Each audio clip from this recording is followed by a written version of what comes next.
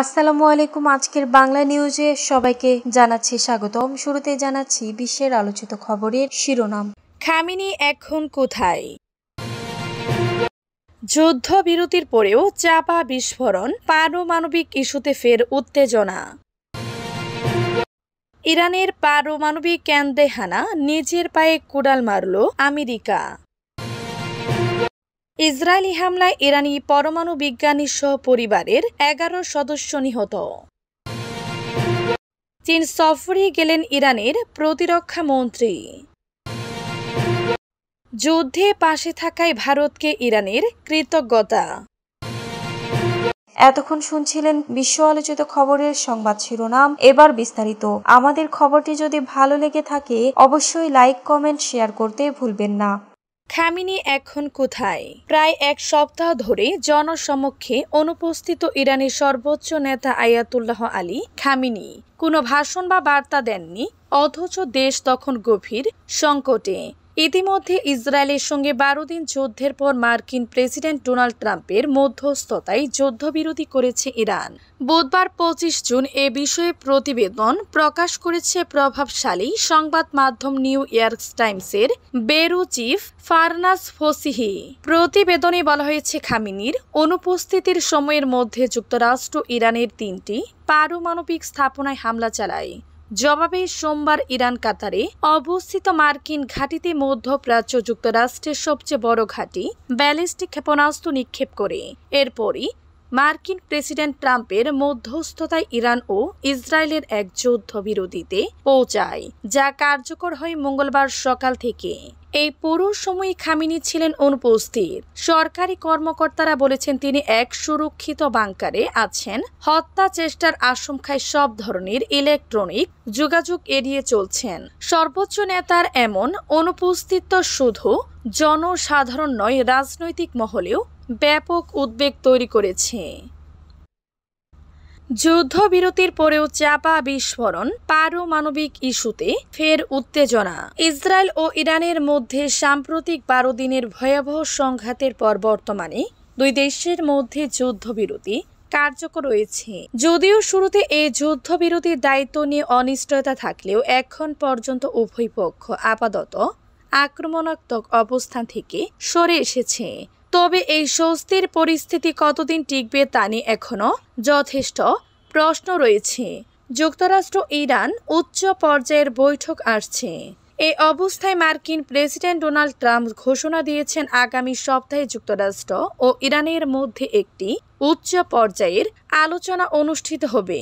আলোচনার কেন্দ্রবিন্দুতে থাকবে ইরানের পারমাণবিক কর্মসূচি এবং ভবিষ্যৎ পারমাণবিক নীতি। ট্রাম্প দাবি করেছেন যুক্তরাষ্ট্রের নেতৃত্বে ইরানে চালানো সর্বশেষ বিমান হামলায় তাদের পারমাণবিক অবকাঠামো ধ্বংস হয়ে গেছে এবং সেই কারণে ইরান আলোচনায় বসতে বাধ্য হয়েছে। ইরানের পারমাণবিক কেন্দ্রে হানা, নিজের পায়ে কুড়াল মারল আমেরিকা।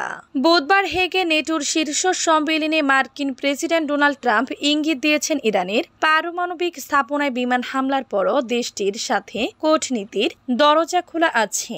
পরমাণু চুক্তি হতে পারে। ট্রাম্প আবারও 22 জুন ইরানের 3টি পারমাণবিক কেন্দ্রে ফোর্দো, নাতাঞ্জ এবং ইস্পাহানে ব্যাপক নির্ভুল হামলাকে স্বাগত জানিয়েছেন এবং বলেছেন পৃথিবীর অন্য কোনো সামরিক বাহিনী এমনটা করতে পারত না। তার এই মন্তব্য মার্কিন প্রতিরক্ষা গোয়েন্দা সংস্থার একটি ফাঁস হওয়া মূল্যায়নের দাবির পর আসে, যেখানে বলা হয়েছে মার্কিন হামলা ইরানের সমৃদ্ধ ইউরেনিয়ামের মজুদ বা এর সেন্ট্রিফিউজ ধ্বংস করতে ব্যর্থ হয়েছে, কেবল কর্মসূচিকে কয়েক মাস পিছিয়ে দিতে সফল হয়েছে।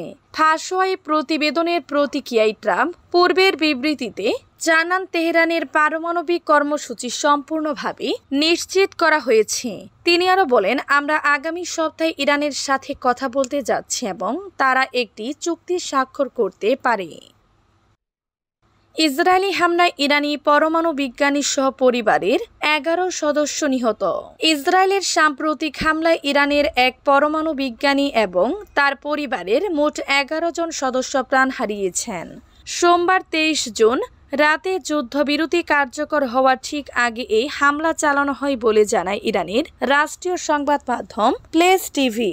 প্রতিবেদনে বলা হয়, ইরানের উত্তর অঞ্চলীয় কাম্পিয়ান সাগরের নিকটবর্তী আস্তানিহ আশরাফিহ শহরের হামলার শিকার হন পরমাণু বিজ্ঞানী সেধিকি সাবের ও তার পরিবার। নিহতদের মধ্যে শিশু ও নারী সদস্যরা রয়েছেন। এই ঘটনার পরিপ্রেক্ষিতে ইসরায়েলি হামলার প্রকৃতি এবং লক্ষণে নতুন করে উদ্বেগ দেখা দিয়েছে। প্লেস টিভি জানায়, চলমান 12 দিনের যুদ্ধে ইসরায়েল অন্তত 14 জন ইরানি পরমাণু বিজ্ঞানীকে নিশানা করেছে। নিহত বিজ্ঞানীদের মধ্যে রসায়নবিদ, পদার্থবিজ্ঞান এবং প্রকৌশলীও ছিলেন।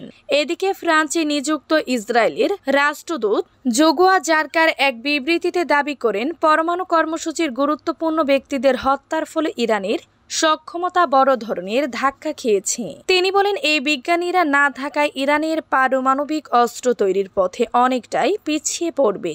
এমনকি যারা বোমা হামলায় বেঁচে গিয়েছেন তাদের হাতে পর্যাপ্ত উপকরণ থাকলেও কৌশলগত অভাব দেখা দিবে। চীন সফরে গেলেন ইসরায়েলের প্রতিরক্ষা মন্ত্রী। ইসরায়েল ও ইরানের মধ্যে যুদ্ধবিরতির 2 দিন পর চীন সফরে গেলেন ইরানের প্রতিরক্ষা মন্ত্রী ব্রিগেডিয়ার জেনারেল আজিজ নাসির জাদেহ। 2 দিনের সফরে সাংহাই সহযোগিতা সংস্থার এসিও প্রতিরক্ষা মন্ত্রীদের বৈঠকে যোগ দিতে এবং চীনের প্রতিরক্ষা মন্ত্রীর সাথে দেখা ও আলোচনা করতে চীন সফর করছেন তিনি। বুধবার এবং বৃহস্পতিবার চীনের প্রতিরক্ষা মন্ত্রী ডং জুনির আয়োজনে এই সমাবেশ অনুষ্ঠিত হচ্ছে।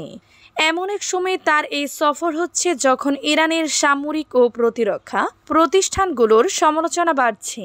ইসরায়েলি আক্রমণের প্রথম ঘণ্টায় দেশটি কিভাবে সহজে তার আকাশে নিয়ন্ত্রণ হারিয়ে ফেলল তা নিয়ে প্রশ্ন উঠছে। চীনের সাথে যৌথ মহড়া পরিচালনাকারী ইরান 2023 সালের এসসিওতে যোগ দেন।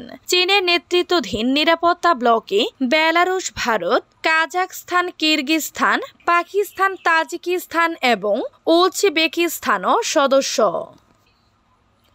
যুদ্ধে পাশে থাকায় ভারতকে ইরানের কৃতজ্ঞতা।